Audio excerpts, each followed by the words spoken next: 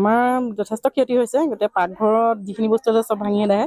আকৌ শোৱাৰ ৰুমটো নাই, গোটেই বিচনাপত্ৰ, আলনা, কাপোৰ চব তিতি আদায় হ'ল, ভাঙিলেও। বৰ ডাঙৰ গছজোপা পৰিলে আমাৰ ঘৰটোত, বাকী এনেই বাৰীতটো বহুত গছেই পৰিলে। ডাঙৰ গছেই পৰিলে, বাঁহ গছো উঘাল খাইছে। তাৰপৰা বোৱাল গছ আছিলে, কিবা সৌৰা গছ, ডাঙৰ গছেই আছিলে, সেই গোটেই গছবোৰ ভাগিলে। টিংপাতো ওচৰে পাজৰে মানুহে ৰুইছে বুলি কোৱা শুনিছোঁ।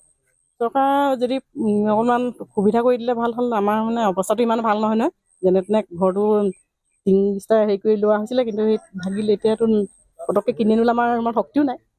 গতিকে চৰকাৰে যদি কিবা পাৰে সুবিধা কৰি দিলে অলপ ভাল হ'ব চৰকাৰৰ ফালৰ পৰা।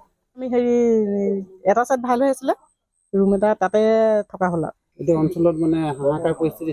ঠিক একেবাৰে হাহাকাৰ অৱস্থা আৰু ৰাতিটো কেনেকুৱা বৰষুণো অকণো এৰা নাই নহয়। সেই বৰষুণ এৰাৰ কাৰণে বেছি দিগদাৰ হ'ল। ধুমুহাৰ ফলত প্ৰথম ক্ষতিটো মোৰ হৈছে দেখিছোঁ, গোটেই পাকঘৰ এটা, তাৰপিছত মেইন থকা ঘৰ দুৱাৰ ভাঙি পৰিছে।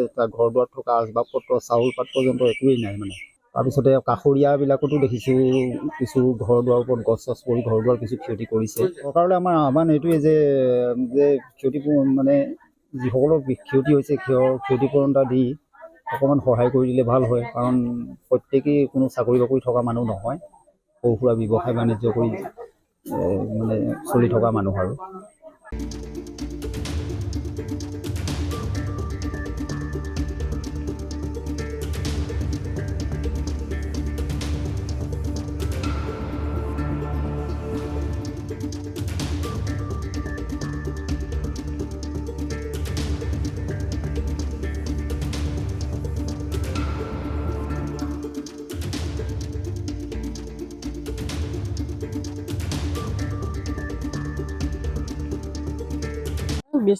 আমাৰ যথেষ্ট ক্ষতি হৈছে। গোটেই পাকঘৰত যিখিনি বস্তু আছে চব ভাঙি আদায়।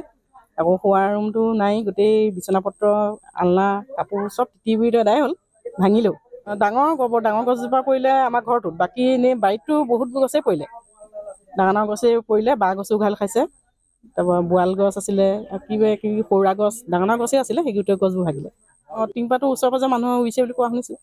চৰকাৰ যদি অকণমান সুবিধা কৰি দিলে ভাল হ'ল। আমাৰ অৱস্থাটো ইমান ভাল নহয় নহয়, যেনে তেনে ঘৰটো টিং ষ্টাৰ হেৰি কৰি লোৱা হৈছিলে, কিন্তু সেই ভাগিলে। এতিয়াতো পটককৈ কিনি আনিবলৈ আমাৰ ইমান শক্তিও নাই।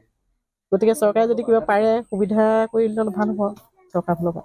আমি এটা ছাইড ভাল হৈ আছিলে, ৰুম এটা তাতে থকা হ'ল আৰু। এতিয়া অঞ্চলত হাহাকাৰ পৰিস্থিতি। ঠিক একেবাৰে হাহাকাৰ অৱস্থা আৰু ৰাতিটো কেনেকুৱা বৰষুণো অকণো এৰা নাই নহয়। সেই বৰষুণ এৰাৰ কাৰণে বেছি দিগদাৰ হ'ল। ধুমুহাৰ ফলত প্ৰথম ক্ষতিটো মোৰ হৈছে দেখিছোঁ, গোটেই পাকঘৰ এটা, তাৰপিছত মেইন থকা ঘৰ দুৱাৰ ভাঙি পৰিছে। ঘৰ দুৱাৰত থকা আচবাবপত্ৰ, চাউল পাত পৰ্যন্ত একোৱেই নাই তাৰপিছতে কাষৰীয়াবিলাকতো দেখিছোঁ কিছু ঘৰ দুৱাৰৰ ওপৰত গছ চছ পৰি ঘৰ দুৱাৰ কিছু ক্ষতি কৰিছে। চৰকাৰলৈ আমাৰ আহ্বান এইটোৱে যে ক্ষতিপূৰণ যিসকলৰ ক্ষতি হৈছে ক্ষতিপূৰণ এটা দি অকণমান সহায় কৰি দিলে ভাল হয়। কাৰণ প্ৰত্যেকেই কোনো চাকৰি বাকৰি থকা মানুহ নহয়, সৰু সুৰা ব্যৱসায় বাণিজ্য কৰি চলি থকা মানুহ আৰু।